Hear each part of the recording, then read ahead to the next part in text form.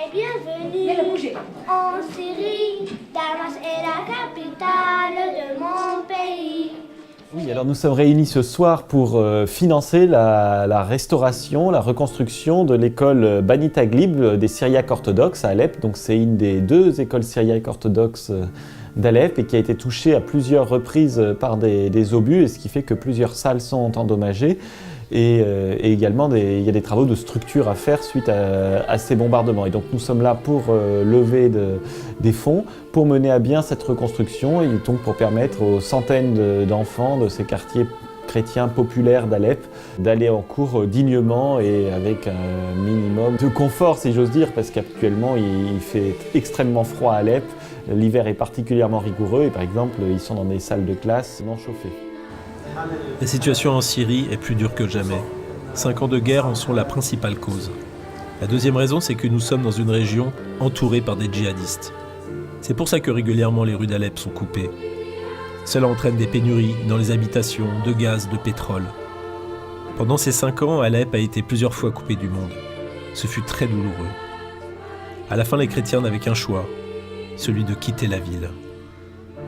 Par exemple, 40% de la communauté syriaque orthodoxe a quitté Alep. Il reste maintenant 1500 familles.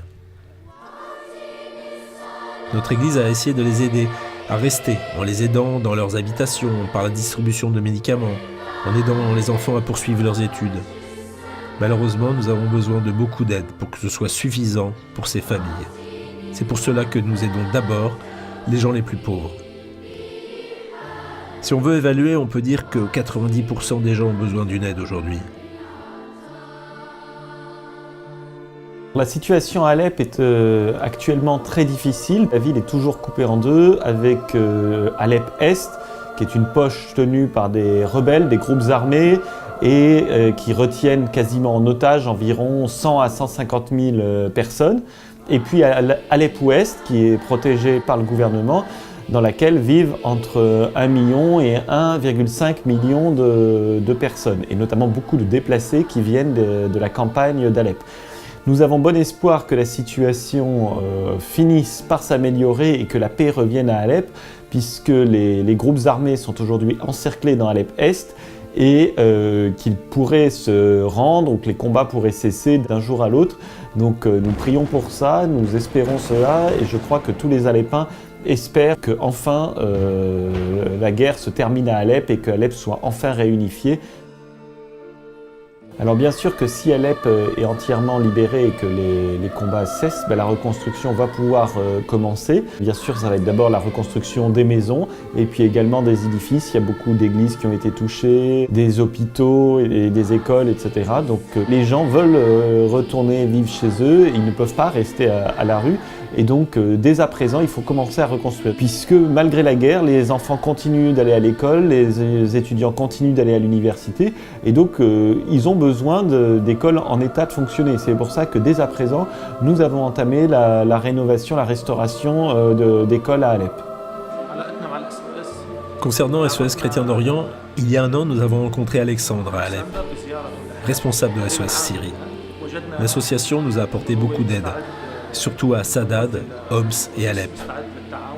SOS Chrétien a financé un club et des livres pour nos enfants, ainsi qu'un camp d'été pour les scouts. Des volontaires sont venus de France malgré tous les dangers ici, emplis de leur foi et de leur bonne volonté, pour dire aux Syriens qu'ils ne sont pas seuls, qu'ils sont avec nous. Nous avons touché cela du doigt personnellement dans les relations avec les volontaires. Ils ont l'esprit chrétien, sont très gentils. Nous savons que leur mission s'étend dans toute la Syrie, du nord au sud. Notre désir est qu'aucun jeune ne quitte l'école à cause de l'argent, et je remercie vivement SOS de son aide. Nous espérons leur aide pour financer nos écoles et les formations universitaires.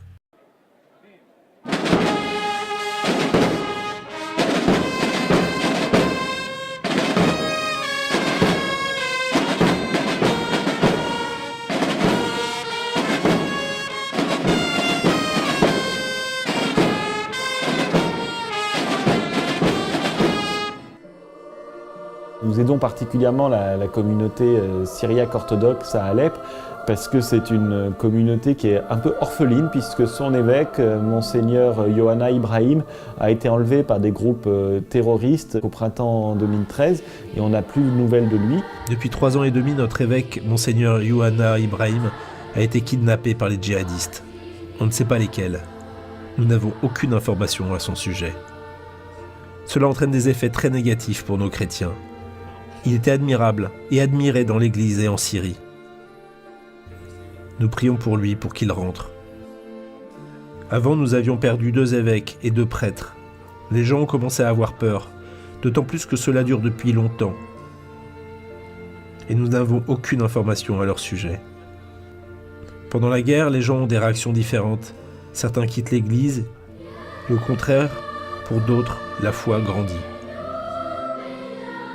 Et donc cette communauté syriaque orthodoxe d'Alep, son évêque a disparu, et c'est le père Boutros Cassis, vicaire patriarcal, qui s'occupe de cette communauté. C'est un prêtre que nous connaissons bien, que nous estimons énormément, et qui fait un travail de dingue.